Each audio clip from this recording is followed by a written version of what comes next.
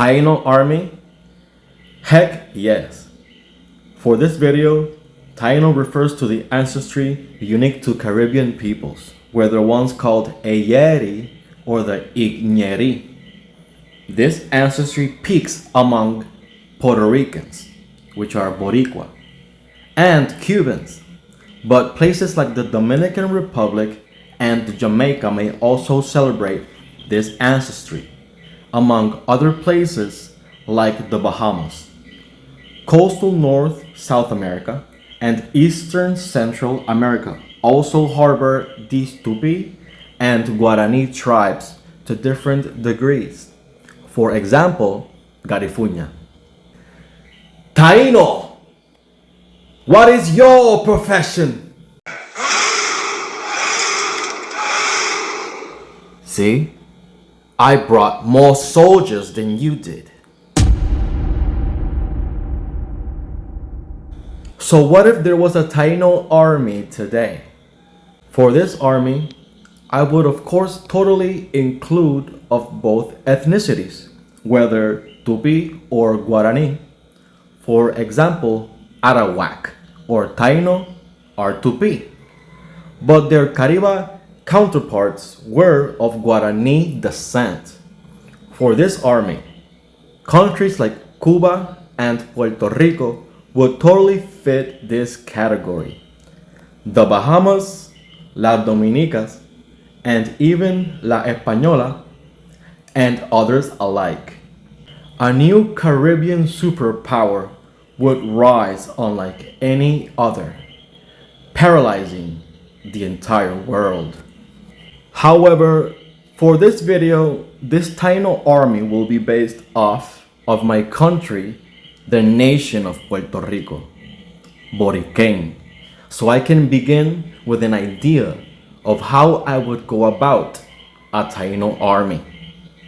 So if I was the leader of this Taíno army, what things would I enforce?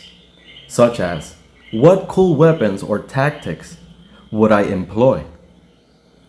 Enter the National Taíno Army of Boriquén.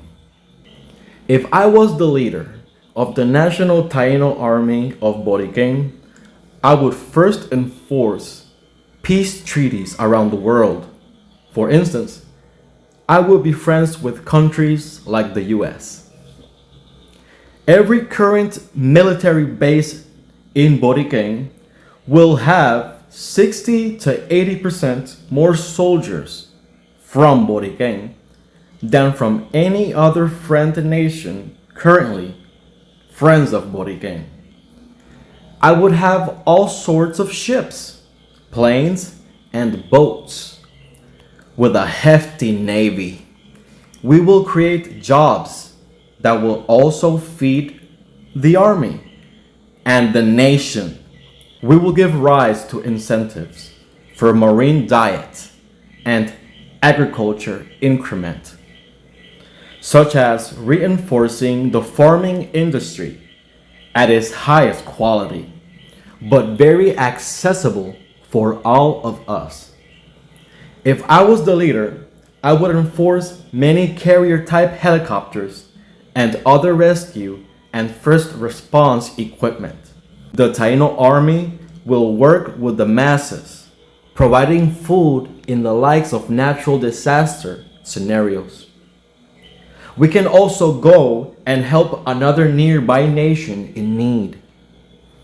After my soldiers go through a few years of quality education, also attending personal careers, our soldiers would also learn Taíno language to fraternize further. Morality courses would be pushed, for it would also go hand in hand with the discipline of my Taíno-style combat school. All my soldiers would be mixed martial artists. But after passing some of these hard tests, I would grant my soldiers higher honor civilians, becoming Taíno Guarinara warriors. Dakabu Guaripa, who would have the values that consider regular civilians as equal. For the safety of my soldiers, we will have the highest advanced form of drone warfare. They will be in the safety of nuclear-resistant bunkers inside of El Yunque and within other mountains, controlling these drones like gaming consoles, and would have hundreds upon hundreds of contingency plans just for their safety. If I was the leader of the National Taíno Army of Boriquén, I would acquire the world's most outlasting Iron Dome, outlasting every arsenal in the world 100-fold, and rivaling every firepower. That's it for this video for now. In a later video, we can include other things like maybe naming the highest ranks in Taíno also.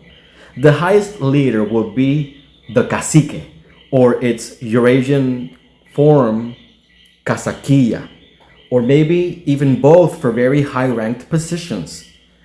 If you have some ideas, write them in the comment section. And I'll see you in another video, Taíno Army.